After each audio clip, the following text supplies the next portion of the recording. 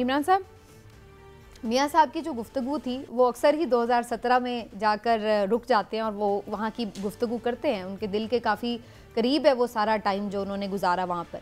लेकिन आपको लगता है कि एक दफ़ा फिर वही पुराना बयानिया जो है वो पलट रहा है उनकी ज़बान पर, बजाय इसके कि इससे पहले वो कह रहे थे कि हम वो बात नहीं कर रहे और वो आगे की बात कर रहे थे। तो क्या बयानिए में कोई तब्दीली आ सकती है? बिस्मिल्लाहिर्रहमानिर्रहीम। देखिए समीना, बात सीधी सी है कि जिस तरह से मियां नवाज शरीफ को निकाला गया, जिस तरह उन्हें बाहर भेजा गया और फिर जिस तरह से उनके साथ सारे मामला हुए वो आपके सामने हैं। अमली सियासत से उन्हें बिल्कुल बाहर कर दिया गया। ये सारी चीज़ें, उनका दिल तो दुखता होगा, इसलिए उन्हें बार बार 2017 याद आता है और वो उसका जिक्र करते हैं। मामला सिर्फ इतना है कि मैं नहीं समझता कि मुस्लिम लीग नून का बयानिया बदलेगा। बयानिया उतना ही है, लेकिन वो बार बार एहसास दिलाना चाहते हैं कि उन लोगों को या जिनको वो ज़िम्मेदार समझते हैं, लाने वालों को, कि आपने जो गलती की थी उस वक्त, तो अब ये गलती ना कीजिएगा, अब हमारा ही ख्याल कीजिएगा। आप पहले भी हमारे साथ गलत कर चुके हैं, पहले भी हमारे साथ ज़्यादती कर चुके हैं, तो अब अगर करेंगे तो फिर ये बड़ी ज़्यादती होगी। तो ये इस तरह से जो सारी चीज़ें। दूसरा ये कि वो अपने वोटर और सपोर्टर को भी ये एहसास दिलाना चाहते हैं कि आम आदमी तक भी ये पैगाम देना चाहते हैं कि देखिए हमारे साथ बड़ी ज़्यादती हुई थी, लेकिन हम अब आगे जो 2017 में सफ़र ख़त्म हुआ था उसी को लेकर हम आगे चलेंगे और जिस तरह से उस वक्त मुल्क की सूरत हाल थी उसको हम आगे बढ़ाएंगे। और ये सारी वो अपने जो कारनामे गिनवाते हैं कि हमने एनर्जी बहरान जो है उसको हल किया और ये चीज़ें वो सारी, तो वो बार बार देखें उनका एक ही चीज़ पे फोकस है कि पहिया ना रुकता तरक्की का और हम ये कर जाते, हम वो कर जाते।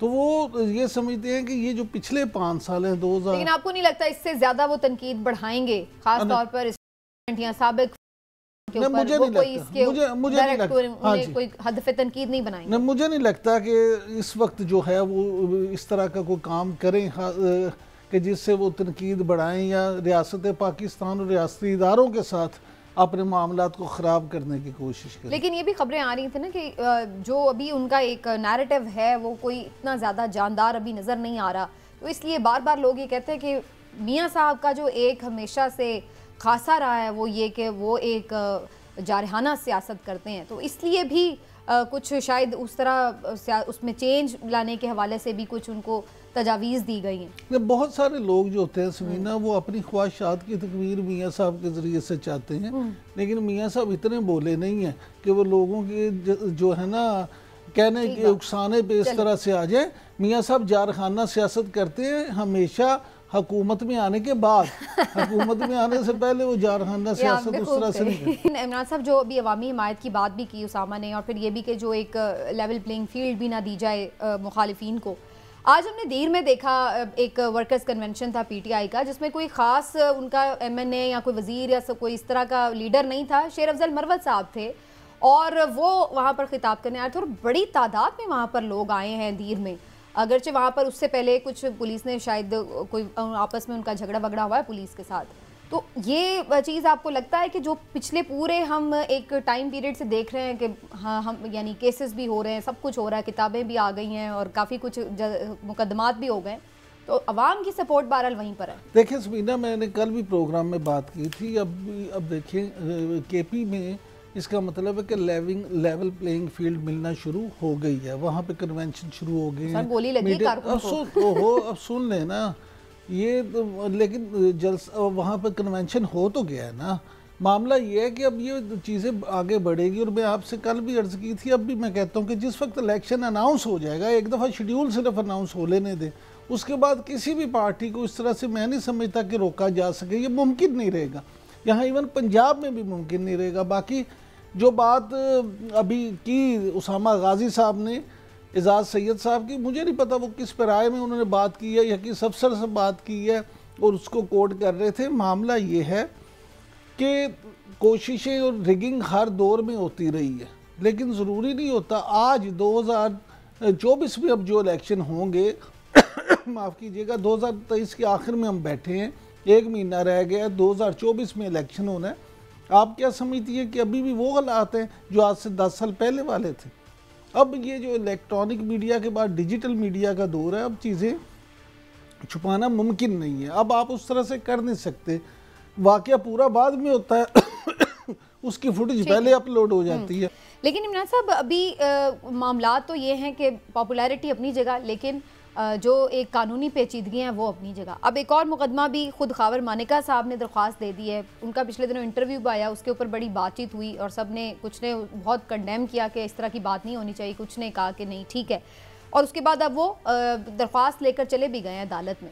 तो आपको क्या नज़र आ रहा है, क्या इस किस्म की चीज़ें जो हैं वो कामयाब हो सकती हैं, कोई पॉपुलैरिटी को कम करने के लिए कोई डैमेज हो सकता है? इसमें बात सीधी सी है। पहले मैं तो ज़ाती तौर पे समझता हूँ कि लोगों की ज़ाती ज़िंदगियों के बारे में तो इस तरह से घरेलू मामला पे इस तरह से शायद हमें भी को बहुत ज़्यादा डिस्कशन नहीं करनी चाहिए, क्योंकि मीडिया पे भी जब डिस्कशंस होती हैं तो उससे भी लोग जो हैं वो उसको ज़्यादा डिस्कस करते हैं। लेकिन मैं इसे गैर इखलाकी हरकत समझता हूँ, इस तरह से किसी के घरेलू मामले में दखल अंदाजी करना।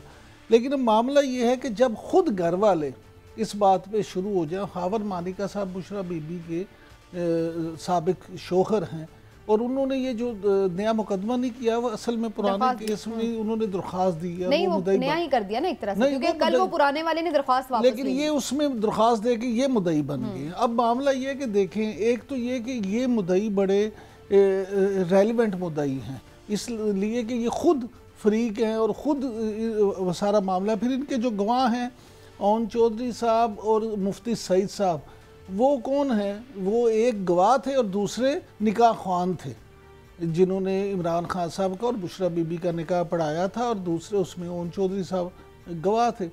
तो ये सारे जो मामले हैं देखें, हैं तो बड़े ये ख़तरनाक चीज़ें, और इसमें देखें जो अगर ये साबित हो जाता है कि वाकई ही इस तरह से है तो कानून के मुताबिक उन्हें सज़ा भी हो सकती है। लेकिन मैं फिर ये कहूँगा कि ये सारी चीज़ें जो हैं हमें हमेशा सियासत से इन चीज़ों को मावरा रखना चाहिए और कोशिश करनी चाहिए कि इस तरह के मामलात में हम उस तरह से डिस्कस ना करें। MQM ने इमरान साहब जो नून लीग से रिवायती सीटों पर सीट एडजस्टमेंट से माजरत कर ली है, तो अभी पिछले दिनों हम देख रहे थे कि लग रहा था काफ़ी क्लोज़ हैं, कोई प्रॉब्लम हुआ है या वो समझते हैं कि हम खुद इनसिक्योर हो जाएंगे? नहीं समीना, देखिए सीधी सी बात है कि ये जो सीट एडजस्टमेंट है, ये इंतखाबी इत्तेहाद है, ये किस लिए होता है? बुनियादी तौर पे ये इलेक्शन जीतने के लिए होता है, अपनी सीटें जीतने के लिए होता है, और जो आपके ख्याल में आपकी मजबूत सीटें होती हैं वो सिक्योर करने के लिए होता है। तो MQM का मैं समझता हूँ कि ये मुतालबा बड़ा जस्टिफाई है कि अगर वो सीटें जो उनकी रिवायती, जिन पे उन्हें पता है कि हमने 100% हमें यकीनी है हमारी जीत, तो उसमें वो क्यों किसी को दें।